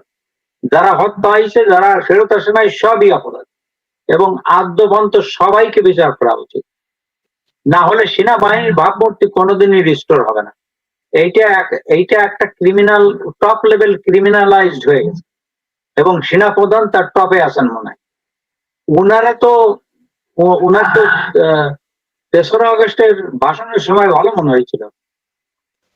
আমি নিচের সেনা অফিসারদের বলবো যে ব্লেমটা আপনাদের সেনাবাহিনীর উপরেই যাচ্ছে। তার কারণ সেনাবাহিনী যখন হচ্ছে না, সেনাবাহিনীর উপরে কেন এই গালিটা রিটায়ার্ড অফিসারদেরও থাকতে হচ্ছে। যেহেতু আপনি এক ভাই বললেন আমাদের তো জরুরি ভিত্তিতে ডাকতে পারে ইমার্জেন্সির সময়, আমাদের যাইতে হচ্ছে। They still remains at the part of the army. আর একটা ব্যাপার হচ্ছে কিনা, এইসব অফিসার মেজর র্যাঙ্কে, না আমার পরিচয় কি, আমি মেজর, আমি সেনাপতি, আমি কমান্ডার, এই আইডেন্টিটিটা সেনা অফিসারদের সবার সাথে জড়িয়ে আছে। সুতরাং এর সেনাবাহিনীর বাধ্য নাই, ইমেজ সংকটে পড়তেছে সেনাবাহিনী। জি জি সেলিম ভাই, জি আমরা মনে হয় সবার বক্তব্য একই রকম, তবে আমি সেলিম ভাইয়ের কিছু বক্তব্যের সাথে একটু দ্বিমত মানে আমার একটু পাল্টা পরামর্শ আছে বা অবজারভেশন আছে। সেটা হচ্ছে যে আপনি যেই বিচারপতিদের কথা বলেছেন, বিচারকদের কথা বলেছেন, সেইখানে এক হচ্ছে যারা সৎ আছে তাদেরও ভয় পায়, যেহেতু সেনাবাহিনী তো ম্যাটার করে। আমি নিজে স্বীকার করছি যে আমি বাংলাদেশে থাকা অবস্থায় আমাকে 2বার তুলে নিয়ে যাওয়া হয়েছে ডিজিএফআই থেকে। 2014 সালের 5ই জানুয়ারি নির্বাচনের একদিন পরে, অর্থাৎ 6ই জানুয়ারি আমাকে নিয়ে যাওয়া হয়েছে। এরপরে আরো একবার নিয়ে যাওয়া হয়েছে খুলনার এক নির্বাচনের নিয়ে একটা নিউজ করার কারণে। তো আমরা কিন্তু তাদের ওইটার কোনো জবাব দিতে পারি নাই, গিয়ে আমাদের চোরের মতো গিয়ে সেখানে দেখা করে আসতে হয়েছে। এখন এখানে বসে আছি, তাই সেনাবাহিনীকে নিয়ে সমালোচনা করার সুযোগ পাচ্ছি। দেশে বসে থাকে এটা করা সম্ভব। আরেকটা সমস্যা আছে, কেউ একজন যদি সঠিক কথা বলতে চায়, তাকেই ধরে টান দেওয়া হয়, ওই যে অমুক নারীর সাথে তোমার এটা আছে, এটা বের করে দেবো। ওই যে অমুক জায়গায় ঘুষ খেয়েছো, এজলাসে বসে যে ধান্দা করেছো, ওইটার ফুটেজটা দেখাই দেবো মানুষকে। এখন এই যে আমার সামনে যাদেরকে দেখছেন, ওনাদের সেগুলো নাই, তাই ওনারা কথা বলতে পারছেন। যাদের আপনি যদি যান, যেই ধরনের জেনারেলদের, মেজরদের, কর্নেলদের, এমনকি রিটায়ার্ডদের, তাদের নিয়ে যদি কথা বলেন, তাদের অনেক কিছু আছে, তারা আসবেন, আপনার এইভাবে কথা বলতে পারবে না। আপনি অবাক হবেন, পিলখানার যে হত্যাকাণ্ড, সেই হত্যাকাণ্ডের সময় সেলিম ভাই, যাদের পরিবারের মানুষ মারা গিয়েছে, আমার পরিবারের থেকেও মারা যায়নি, তাদের পরিবারের স্ত্রী সন্তানরা এখন বিচার চায় না। তারা খুব ভালো আছে, তাদেরকে এত সব সুযোগ সুবিধা দিয়ে দেওয়া হয়েছে, এই সুযোগ সুবিধা নিয়ে তারা খুব ভালো আছে, যেই কারণে তারা এটার বিচার চায় না। ওয়াকার যে সুরে কথা বলে, সে একই সুরে কথা বলে। যাই হোক, এইসব কারণগুলো আছে আর কি, যে কারণে হয়তো বা এটা একটু কঠিন হয়। এখন আমাদের সবাইকে একসাথে দাঁড়াইতে হবে ভাই। আমরা এই দেশটার ভালো চাই। আমরা সেনাবাহিনীকে নিয়ে অনেক সমালোচনা করলাম এখানে।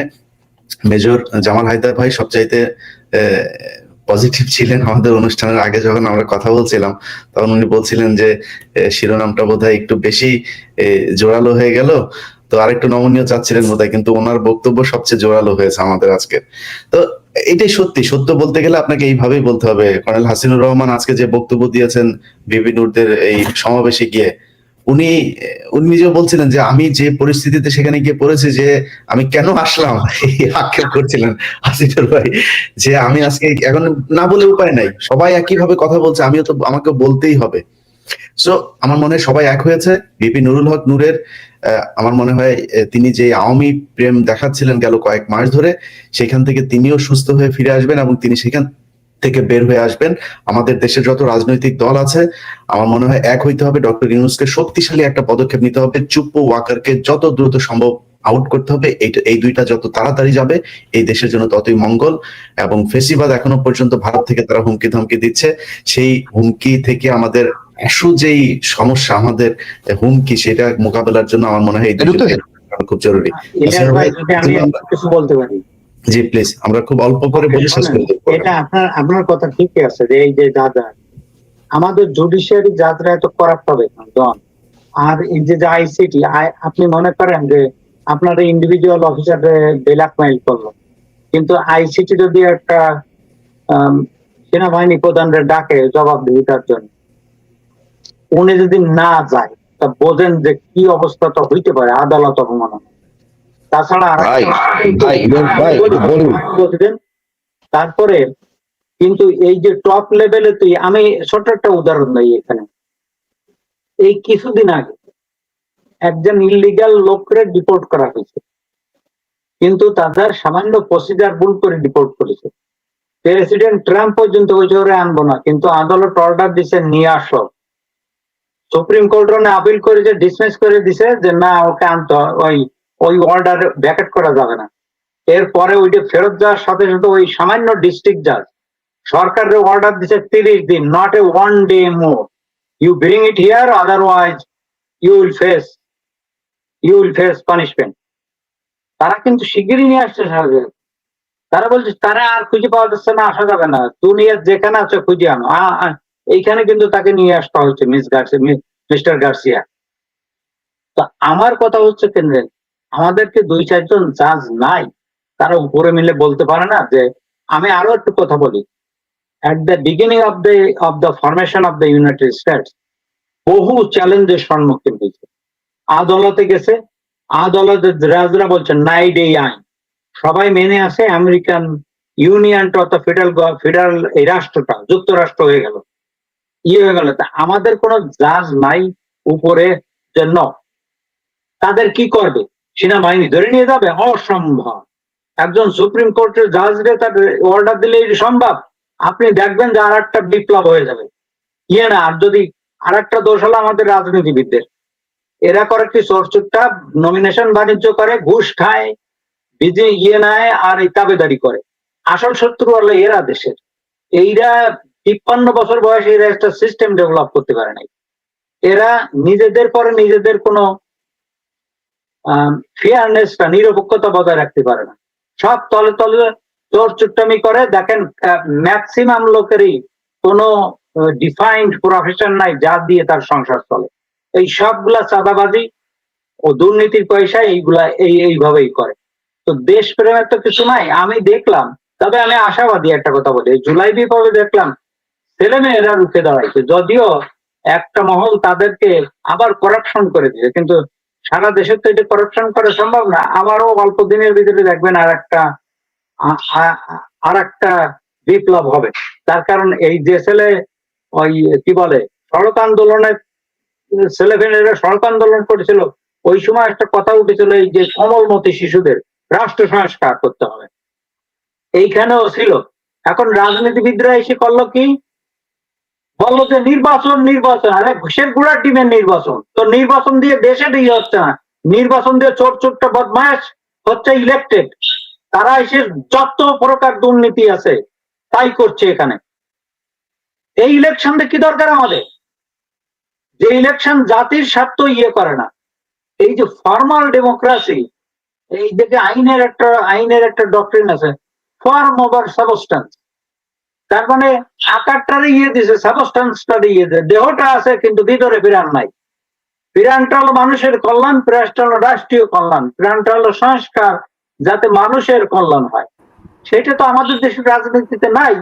আর এই সমস্ত পচা দুর্গন্ধযুক্ত রাজনীতি সব জায়গা ছড়াই পড়েছে। আমাদের কোর্ট কাছারিতে জাজরা দেখেন আইন বাদ দিয়ে কোন দল ক্ষমতা আছে কারা আসবে সেই অনুযায়ী জাজমেন্ট দেওয়া হয় এর সব জায়গায়। তবে আমার মনে হয় না এই সাকসিডিং জেনারেশন এই যারা এইখানে আছে 2-4 জন ছাড়া অনেকেই মনে হচ্ছে করাপ্ট হয়ে গেছে।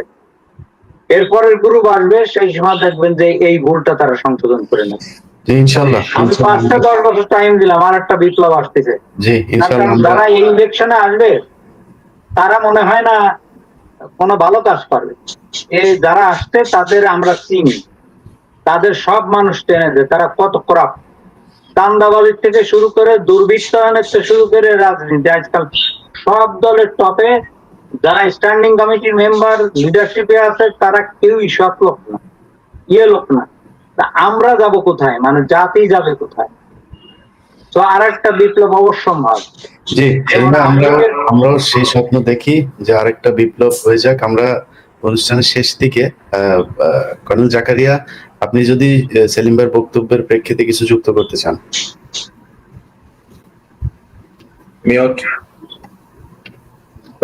ইরাজ ভাই, আমি একটু ইতিহাস স্মরণ করে দিতে চাচ্ছি। আপনি জানেন জেনারেল মঈন উনি কিন্তু পার্টির কাছে সেফ এক্সিট চেয়েছিলেন।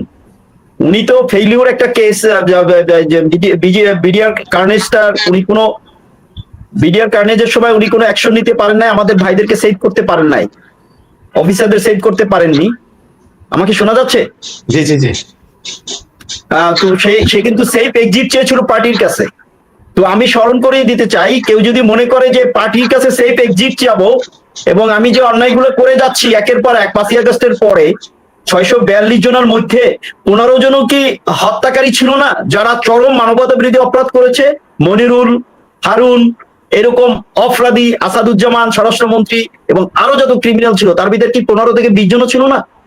হ্যাঁ, আমি একটা পয়েন্টে এগ্রি করি, সেই সময় সেনাবাহিনীর ভূমিকা 642 জন যারা সেনাবাহিনীতে আশ্রয় নিয়েছিল তাদের স্ত্রী সন্তান, তাদের অনেকে বৃদ্ধ পিতামাতাও ছিল, জীবনের ভয়ে তাদেরকে আশ্রয় দিয়েছে, দ্যাটস গুড, ফাইন, এটা মানবতার কাজ করেছে সেনাবাহিনী তখন। কিন্তু এর ঢালাওভাবে সবাইকে ছেড়ে দেওয়া, সবাই চলে যাওয়া, তার ভিতরে 100 জনও কি ছিল না এরকম অপরাধী? এবং তার ভিতরে 15-20 জন আমি যার কথা বললাম যে তারা চরম মানবতা বিরোধী অপরাধ করেছে গত 15 বছর ধরে এদেশের মানুষকে গুম খুনের সাথে যারা জড়িত, হত্যার সাথে জড়িত, তাদেরকে কেন ছেড়ে দেওয়া হলো?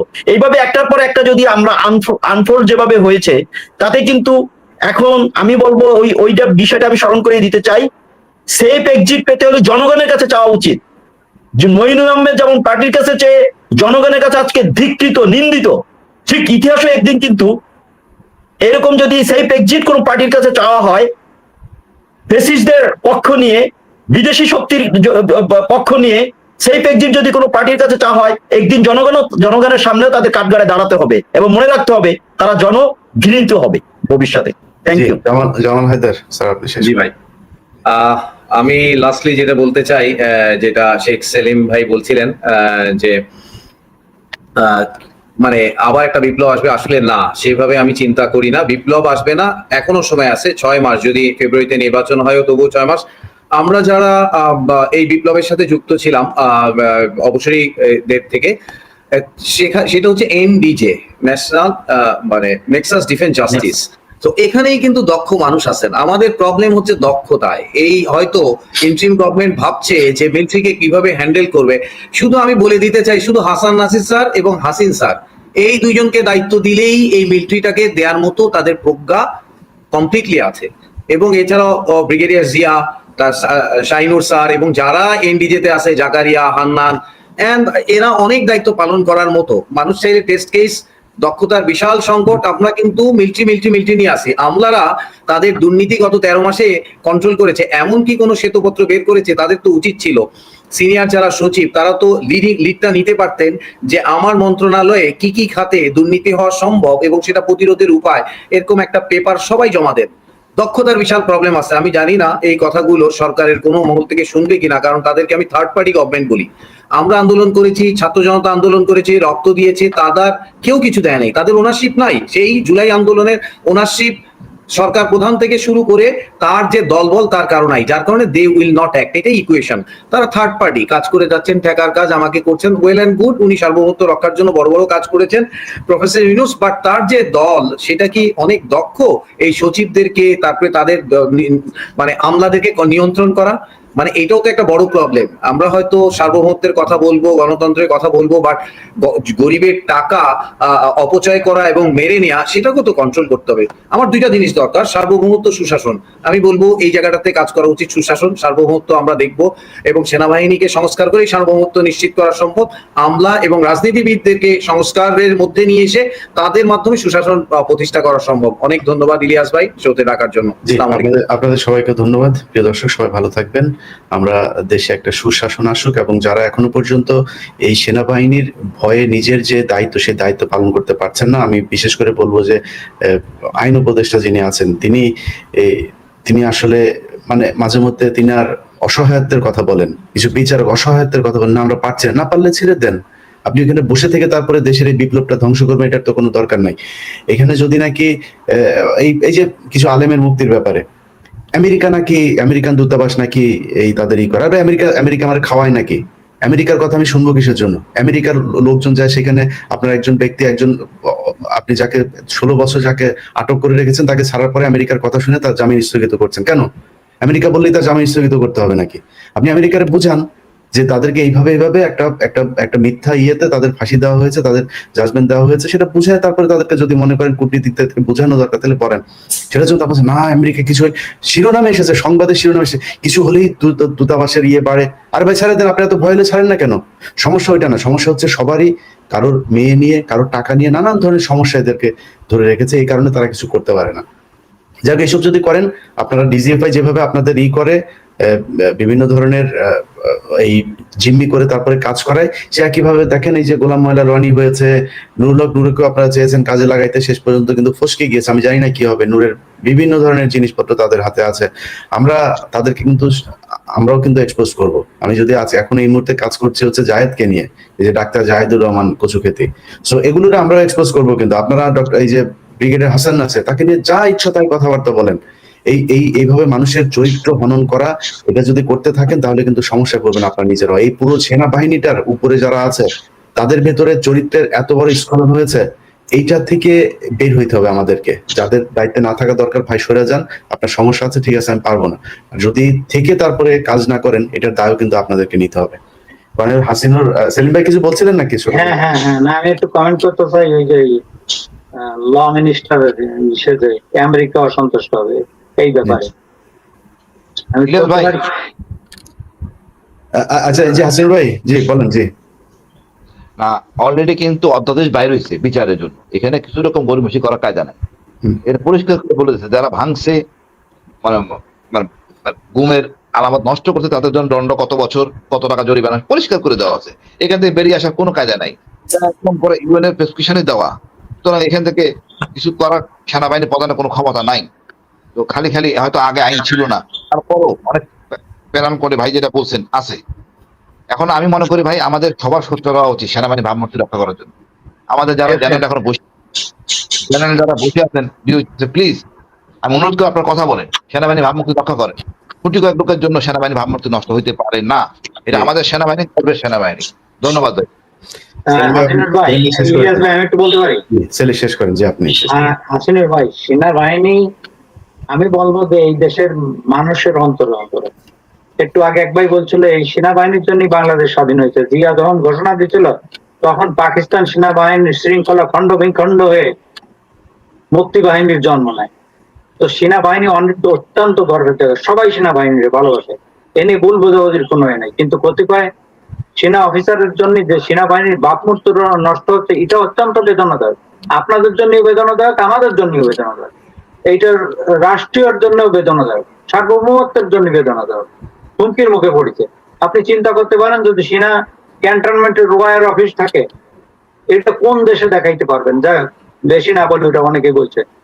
আমি বলবো যে এই যে আসিফ নজরুল সাহেব, উনি ল অ্যাডভাইজার, উনি যদি বলে আলেমদের বিচার করলে আমেরিকানরা অসন্তুষ্ট হবে বা আলেমদের ছেড়ে দিলে, এটা কোন ধরনের দায়িত্বহীন কথা? আমি বলি আপনাকে, আমেরিকায় ওই পোস্টার নাম হলো কেন, ওই পোস্টায় থাকে আমেরিকার অ্যাটর্নি জেনারেল। ওয়েস্টার্ন কান্ট্রি গুলো তো ওই পোস্টায় মেনলি অ্যাটর্নি জেনারেলই থাকে। একটা উদাহরণ দিই আমি আপনাদের। ক্লিনটনের সময় যখন মনিকা লিউইন্সকির ইনভেস্টিগেশন হচ্ছিল, এই জেনেট রেনো ছিল তখন আমেরিকার অ্যাটর্নি জেনারেল। তার জেনেট রেনো তো নমিনেটেড বাই প্রেসিডেন্ট ক্লিনটন। উনি তো এই ইনভেস্টিগেশনটা টোটালি ডিরেল্ট করে দিতে পারলো। উনি কি করলো, নিরপেক্ষতার জন্য প্রেসিডেন্টের কথা বলেও নাই, প্রেসিডেন্ট বলেও নাই, শোনেও নাই, উনি করলো কি ওই একটা স্পেশাল প্রসিকিউটর নিয়োগ করে ওই দিল। তাতে তো প্রেসিডেন্ট তো চলে যাচ্ছিল, তার ইমপিচমেন্ট হলো, সেখান থেকে বেরোই করলো। তারপরে সিরিজ অফ প্রবলেম তার হলো বিভিন্ন জায়গায়, যেহেতু ক্রিমিনাল ইন্ডাইটমেন্ট হয় নাই কিন্তু তার ল লাইসেন্স চলে গেল প্রেসিডেন্ট ক্লিনটনের। লাইকওয়াইজ নিক্সনের সময় তাই হয়েছিল। রিপাবলিকান অ্যাটর্নি জেনারেল অর্থাৎ ল মিনিস্টার, উনি ইনভেস্টিগেশন শুরু করলো, নিক্সনের চলে গেল। তারপরে তো নিক্সনের বহু কিছু হয়েছে। নিক্সনের লয়ার ছিল, আমেরিকান বার অ্যাসোসিয়েশন কি করলো, এক লয়ার আনএথিক্যাল কাজ করেছে, সো আর একটা এক্সট্রা এক্সাম দিতে হবে, এথিক্স এক্সাম। সব লয়ারদের আজকে আমেরিকায় দিতে, আমরাও দিয়েছি। এবং তার মার্ক তো ভাই 80%-এর উপরে মার্ক পাইতে নাই, পাস করে না। আমি বলছি কি যে এটা বলেন যে আমেরিকা অসন্তুষ্ট হবে বলে কি বাংলাদেশের আইন সাসপেন্ডেড থাকবে, বাংলাদেশের কোর্ট অর্ডার ফলো করা হবে না? এটা কোন ধরনের কথা, কোন ধরনের দায়িত্বহীনতা? উনি তো ওই কথা বলার সাথে সাথে ওনার পদত্যাগ করা উচিত, করা উচিত। এইটা তো কোনো আইনের কথা। উনি নিজেই চিফ ল এনফোর্সিং অফিসার হয়ে উনি নিজেই আইন ভঙ্গ করছে। এইটা উনি আদালতের অর্ডারকে মানছে না। তো আমাদের দেশের ডিউ প্রসেস বলে একটা কথা আছে, উনি কনস্টিটিউশন ভায়োলেশন করেছে এই কথা বলে। আর্টিকেল বোধহয় 27 কনস্টিটিউশনের equal protection of law, every citizen shall be entitled to equal protection of law. আমি বই, I think that the exact language there. তো আপনি এর প্রোটেকশনটা কি দিলেন? আদালত জামিন দিচ্ছে, আপনি ছাড়বেন না, তারা ডিউ প্রসেস রাইট দেবেন না, তার কনস্টিটিউশনালি গ্রান্টেড মৌলিক অধিকারটা দেবেন না, এবং টপ লেভেলে কিন্তু অসন্তোষ হইতে পারে। আমি যা জানি আমেরিকানদের সাথে 33 বছর ল প্র্যাকটিস করে, ওনারা একটা আমেরিকানদের নিয়ে একটা ফোবিয়া আছে। আমেরিকানরা অত্যন্ত রিজনেবল, যে যদি বলেন যে আইন তো এইটা, আমি তো এটা করতে পারি না, আর এর পিছনে আন্ডারলাইন ফ্যাক্টস যেটা সেগুলো টোটালি ফ্যাব্রিকেটেড। আমেরিকানরা ওনার পরিষেবা পাবে, শিগগিরই এদের ডিউ প্রসেস রাইট দাও, শিগগিরই এদের ছাড়ো, শিগগিরই ফেয়ার ট্রায়াল করো, শিগগিরই ইনভেস্টিগেশন করো। আমেরিকানরা এটা বলবেই, এরা এত করাপ্ট না। তার কারণ আমার হ্যান্ডস অন এক্সপেরিয়েন্স আছে। কোনো অফিসার হইলে জাজদের অ্যাটেনশন আনলে দেখি যে তারা চোখ মুখ করা শুরু করে, ওকে ঠিক আছে এইটা করা শুরু করো। আমি কত ডজন ডজন মামলা করেছি আমেরিকান সেক্রেটারি অফ স্টেটের বিরুদ্ধে বাংলাদেশের ব্যাপারে। তার কারণ এই আমেরিকান এমবাসি অনেক ভুয়া রিপোর্ট দিত, ওই যে করা, যে জাজদের অ্যাটেনশনে আনছি রি-ইনভেস্টিগেশন, এবং ইফ ইট ইজ ট্রু, যদি এইটা হয়, তোমরা যদি কিছু করেন, I want you to take action.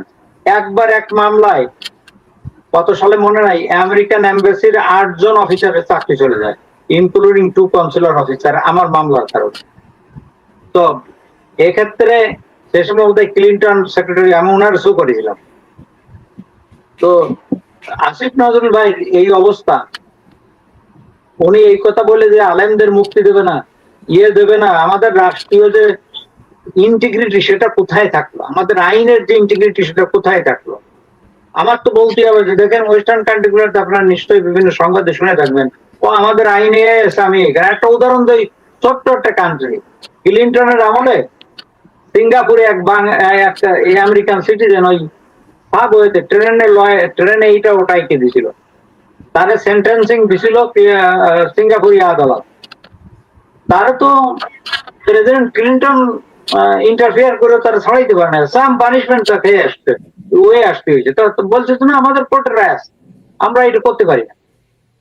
তো আসিফ নজরুল সাহেব উনি এইটা কিভাবে বলে, কোন মস্তিষ্ক থেকে, কোন কনসিডারেশনে? জি আসলে ভাই, আমাদের এটা বিপ্লব, আমাদের মানুষের রক্তে কেনা বিপ্লব, এটা আমেরিকা ইউরোপ কেউ আমাদের এই বিপ্লব রক্ত দিয়ে তারপরে তারা সোলজার পাঠায় বিপ্লব করে দেন। সো এটার সম্পূর্ণ কৃতিত্ব আমাদের, এটার ফল আমাদের দেশের মানুষ ভোগ করবে। আমেরিকা বললো না, কোন কার কে বললো, এটা বাংলাদেশের মানুষের শোনার টাইম নেই। আপনারা এই বিডিআর ওই যে ফেনীতে আছে 16 জনকে এখনো পর্যন্ত আপনারা মুক্তি দেন নাই, এই আলেমদেরকে মুক্তি দেন নাই। সব হাসিনার সময়ের যে পেডিকোটের মাধ্যমে যে বিচার হয়েছে সবাইকে বেকুসুর খালাস দিতে হবে। এদেশে যদি কেউ জঙ্গি থেকে থাকে, সবচাইতে বড় জঙ্গি হচ্ছে আওয়ামী লীগ, ছাত্রলীগ, যুবলীগ। এই জঙ্গিদেরকে আটক করতে হবে। এই জঙ্গিরা যেই দেশে গিয়ে এখনো পর্যন্ত জঙ্গি কার্যক্রম করছে সেগুলোর ব্যাপারে সেই সব সংশ্লিষ্ট দূতাবাসকে অবগত করতে হবে। সবাই ভালো থাকবেন, আল্লাহ হাফেজ।